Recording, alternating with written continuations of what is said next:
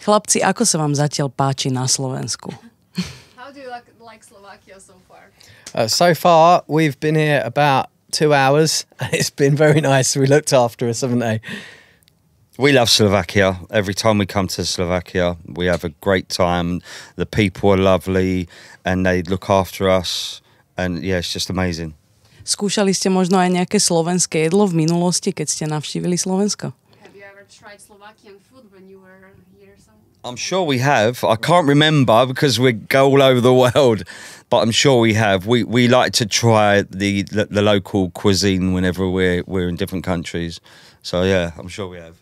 Ako skupina pôsobíte už veľmi dlho, že čo je takéto čaro v tom, že ste stále ostali spolu? Že čo je možno taký recept? As a band, you are together like for so long. What's the secret of being together for that long? You've been here the longest, mate. What's the secret? I think just kind of like just getting along, really. You know what I mean? I don't see us. I just see them as my friends. You know what I mean? Joe and Robbie, we're just all friends, and we think we've got the best job in the world, and we absolutely love what we're doing, and yeah, we just have a great time. It's great to look back at. It's great when things run smooth. You know what I mean? And you have the best time then. We've never had an argument. We've never had a fight. We've just embraced everywhere we've been and had a good time.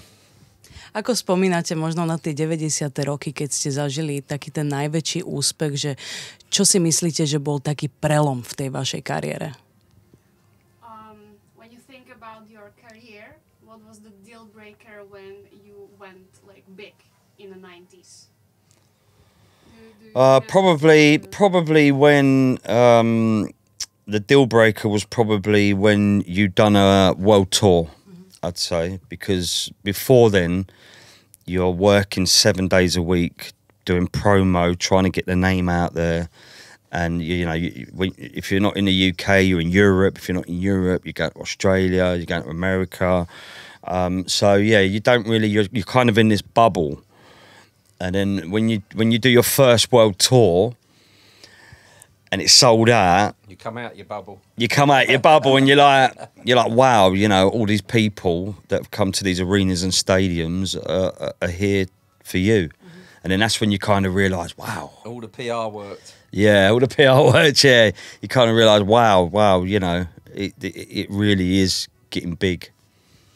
We smoked a lot of marijuana back then, so we didn't really care. There's a lot of marijuana being smoked in the 90s. Čím sa možno aj tá vaša hudba zmenila za tie roky? Že čím je možno vlastne, čo je také charakteristické pre rok 2025 pre E17? What is the most characteristic for the music of E17 now in 2025 when you compare it to the music from the 90s? Is there any differences? Do you know what? I think, obviously the lineup's changed, you know what I mean?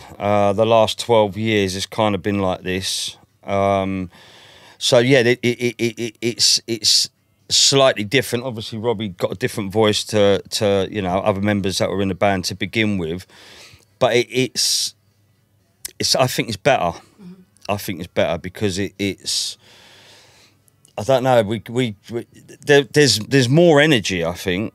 And even though there was a lot of energy back then, because we were young, there's more energy now. Even though we're older, there's more aches and pains. But I think it is when you get along together. I think you give off this energy. I don't know. It's kind of vibe, yeah. It's kind of like a spiritual thing. You give off. When so the last 12 years have been amazing, it's you can't beat it when you're going away with your friends and you're having a good time every time you go away, you know what I mean? And you haven't got to worry about any dramas, there's no dramas, and so everything becomes better, you know what I mean? Everything becomes better and you look forward to going to work, you know what I mean? And when you get paid for work, that's the bonus. the real bonus is the enjoyment of being on stage, you know what I mean? Počas kariéry vašej skupiny ste spolupracovali s rôznymi známymi umelcami a producentami, že na spoluprácu s kým spomínate možno najviac alebo najlepšie? During your whole career, you Go on, you two start talking. It's all old stuff. Go on. during your career, you worked with such a good artist and huge artists and Producers. producers. Which one of them was the best cooperation with them, or do you have any? Probably a team called the best producer we worked with was probably a team called Kerno and Hardin. Say that. With Kerno and yeah, because I want you to say something about them as well. No, the best team was Kerno and Hardin, which would have been our second album, which was called Steam. And it had the massive hits on it, like It's All Right and Stay Another Day. And yeah, it was just the first album we worked with lots of different producers. So there was lots of different producers on the first album. The second album was just mainly this team called Kerno and Hardin, which was two guys.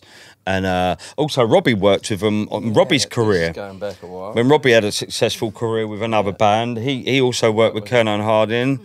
There you go, mate. No, I'm just... See, what you have to understand, I've been with Teri 12 years, so I'm still learning about what happened with E17 back in the day, but our direction hasn't changed a bit since I started with them 12 years ago, obviously, with Teri. But we kind of work with the same people. It's really strange, really.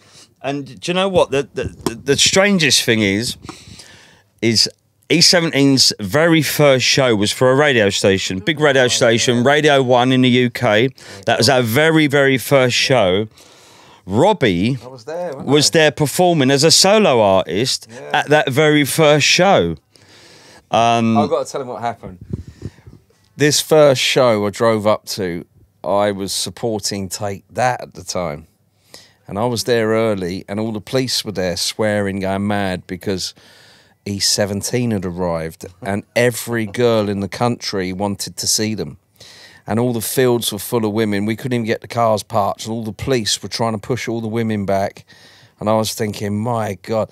And that was E17. They had this phenomenon going on with you know, it was just crazy. I remember the bus being parked there, and there was just coppers everywhere, keeping all the women back. I was thinking, damn, I wish I was in that band. I was like, yeah.